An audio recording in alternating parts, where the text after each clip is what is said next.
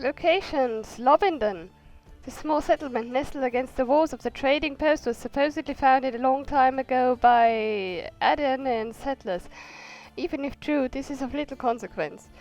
Though the village was a complete backwater compared to the provincial outposts, Lobinden and Flotsam depended on each other because most of the area's fishermen, boat builders, tar makers and hunters inhabited the settlement, providing products and services which no frontier community could live without. Elves and dwarves made up a large share of Lobinden's population. Tensions between them and the local humans were lower than in the trading post proper, as they were all united in their daily labors. Prison Barge. Hell yeah, there's that too. The barge moored in Flotsam's harbour was used as a floating prison for captured Scoia'tael and those accused of collaborating with the guerrillas. In unusually cramped and squalid conditions, the prisoners awaited transport to their final place of imprisonment and then interrogation and the inevitable news. Ruined bridge.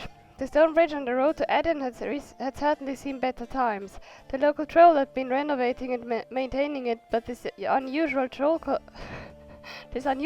collector had succumbed to alcoholism, leaving the bridge to fall into ruin. Kayran's Lair. The monster's lair was located near a small shoal by the ancient ruins of an elven bridge.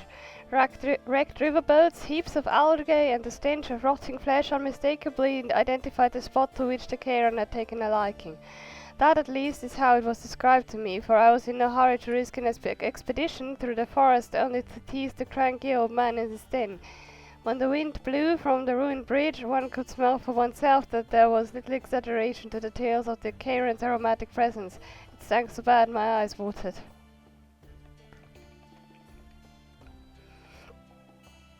Characters. Cedric.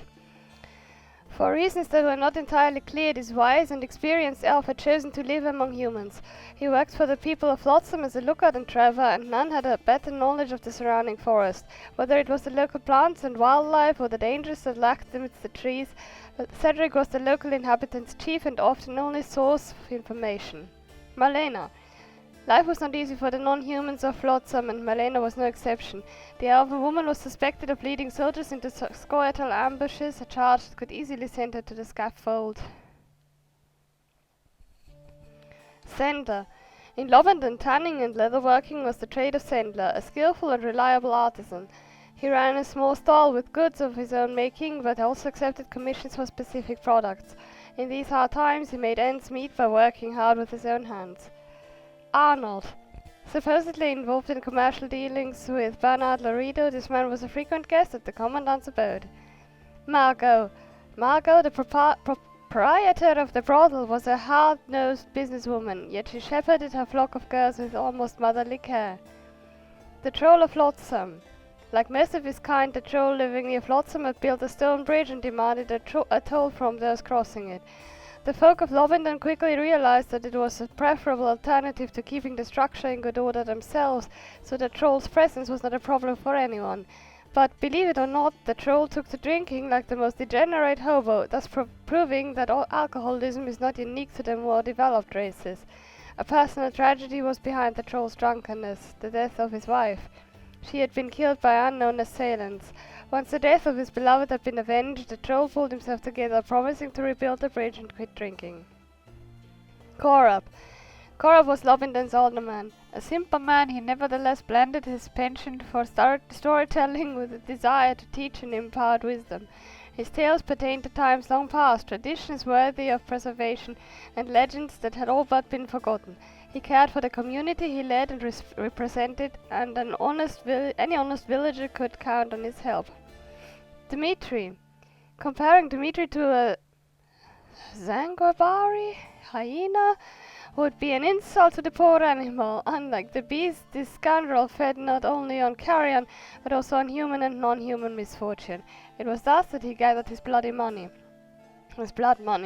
Even mentioning Dmitri in this story elevates him far more than he deserves. Thus, let us merely note that the Witcher took his life and say nothing more of the son of a bitch.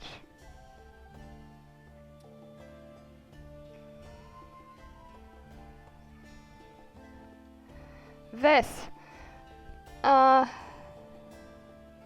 Vess had a steady hand and sure eye, making her the best sharpshooter in the unit. Not many could match her at throwing knives either. Bernard Loredo. Much evidence suggested that Loredo was profiting heftily from his position through extortion, unlawful confiscation of goods, and brazen bribe-taking. He would enlist local goons to beat and intimidate all who were uncooperative, and this was very much the order of the day. Loredo yearned for some spectacular success in his fight against the Scoia'tael. Though his prison barge was overcrowded already, capturing Yorvith remained his deepest desire. Tawny Owl. Tawny Owl speeds up the regeneration of vigor. After consuming it, the Witcher can parry a monster's blows and cast signs more often. The potion is weaker than laughing, but generates no side effects. It can also be used to alleviate the side effects of Gadwall.